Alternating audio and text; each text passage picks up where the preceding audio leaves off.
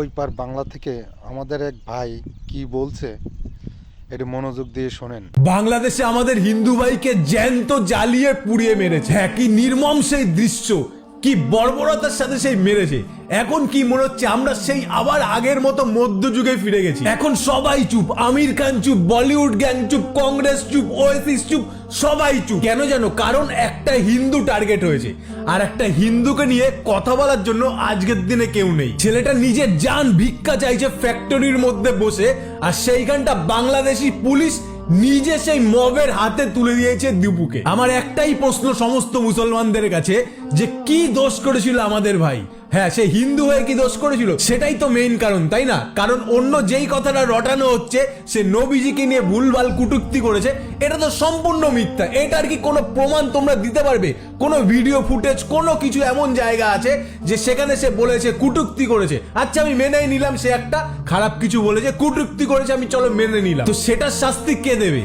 তুমি দেবে নাকি আল্লাহ দেবে? আচ্ছা, তুমিই দিলে, তো সেটার শাস্তি কি মৃত্যু হবে? এরকম ভাবে নৃশংস করে মেরে দেওয়া কি কোনো কিছু সমাধান, বা এটাই কি শাস্তি? তোমার মধ্যে কি মানুষের একটুখানি বিবেক বুদ্ধি আছে? পড়াশোনা কি জীবনে কিছু করেছো? আমি এই সমস্ত প্রশ্ন করলাম মুসলমানদের কাছে যারা জিহাদি। একটা মানুষকে তুলোর মতন পিটাতে পিটাতে রাস্তা দিয়ে টানতে টানতে নিয়ে সেই গাছের উপর উল্টো করে ঝুলিয়ে তাকে আগুন দিয়ে পুরানো, কেরোসিন ছিটিয়ে যাতে আরো ভালো করে ধরে।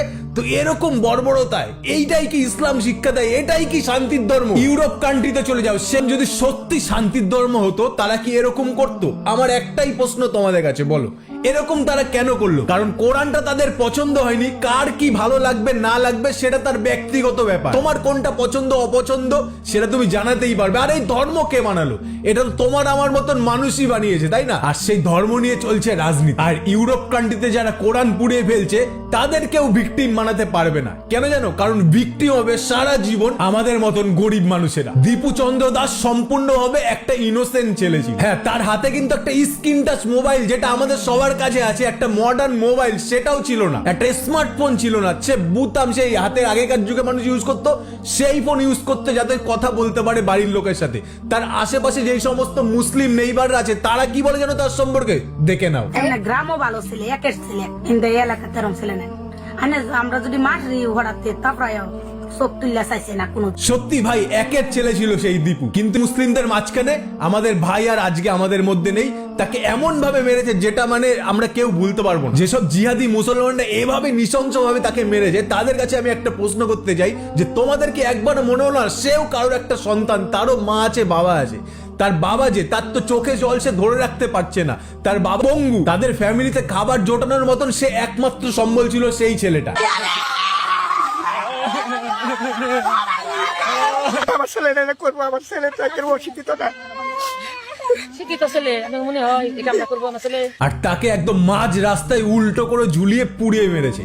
এই হচ্ছে বাংলাদেশের হিন্দুদের অবস্থা। ধরো একজন রেপ করছে আর একজন মূর্তি পূজা করছে, তাহলে তোমার দৃষ্টিতে কে দোষী? যে রেপ করছে সে হচ্ছে দোষী, কিন্তু ইসলাম কি বলে জানো? ইসলাম বলছে যে মূর্তি পূজা করছে সে আসল দোষী। তাছাড়া এই মূর্তি পূজা ছাড়া তুমি যত বড়ই গুনাহ করো সবকিছু আমি ক্ষমা করে দেবো, কিন্তু মূর্তি পূজা সে মানবে না। তো এটা কে বলেছে? এটা আমি নিজে বলিনি, কিন্তু এটা একটা মুসলিমই নিজে বলেছে। इस्लाम में अगर ये पूछा जाए, एक तरफ रेप हो रहा हो और एक तरफ मूर्ति पूजा हो रही है, तो वो सबसे बड़ा गुनाह कौन सा होगा? तो इस्लाम की नजर में मूर्ति पूजा सबसे बड़ा गुनाह है। रेप नहीं है। वो इसलिए नहीं है क्योंकि अल्लाह कह रहा है कि मैं शिर्क करने वालों को माफ नहीं करूंगा, चाहे और कितने भी बड़े गुनाह हो मैं उनको माफ कर दूंगा। তো ভাই এটাই কি ইসলাম?